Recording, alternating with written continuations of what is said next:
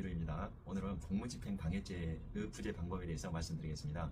공무집행 방해죄는 우리 형법 제136조에 규정되어 있는데 적법한 공무집행을 하는 공무원에 대해서 폭행, 협박을 한 경우에는 5년 이하의 징역 또는 1천만 원 이하의 벌금에 처한다라고 규정하고 있습니다. 보통 공무집행 방해죄는 폭행 현장에 신고를 받고 출동한 경찰관에게 피의자들이 경찰관의 조치에 응하지 않고 욕설을 하거나 폭행을 하거나 협박을 하거나 또 몸싸움을 하는 경우에 발생하게 됩니다.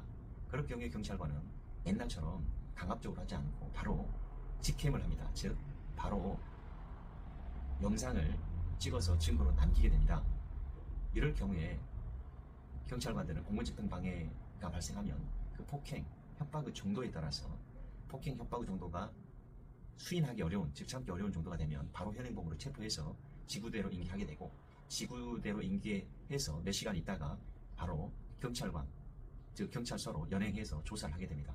조사를 하고 나서 구속을 할 필요가 없으면 일단은 풀어주는데 결국은 차후에 조사를 해서 검찰에 송치를 하게 되고, 검사님이 보고 나서 전과 같은 폭력 전과 같은 게 있거나 또 동종 전과, 공무집행방해 전과 같은 게 있으면 징역형의 구형으로 법원에 기소를 하게 됩니다. 그럼 법원 판사님은 사건 내막을 듣고 또 사건 기록을 보고 마찬가지로 양형을 정하게 되는데, 이때 만약에 피해자가 유사한 동종 전과가 있거나 또 폭력 전과가 있다면 판사님은 아까 말한 5년 이하의 징역을 선택하게 되고 5년 이하의 징역에서 실형을 선고하게 됩니다.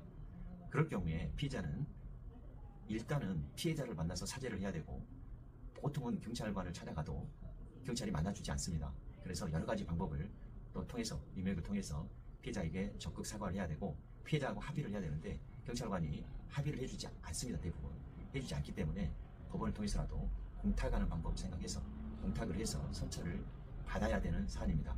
요즘에는 옛날과 달라서 공무집행 방해에 대해서 형이 중하게 선고하는 경향이 있습니다. 판사님들도 공무집행 방해에 대해서 쉽게 생각하지 않고 전과 같은 게 있으면 실형을 선고하는 경우가 많습니다.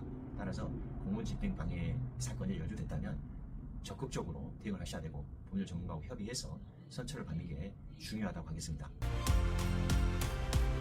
마지막으로 공무집행방해죄가 성립하려면 적법한 공무집행을 하는 공무원에게 폭행, 협박을 했을 때 성립하는 것이고, 적법하지 않은 공무집행에 대해서 저항을 하면 그건 공무집행방해가 아닙니다.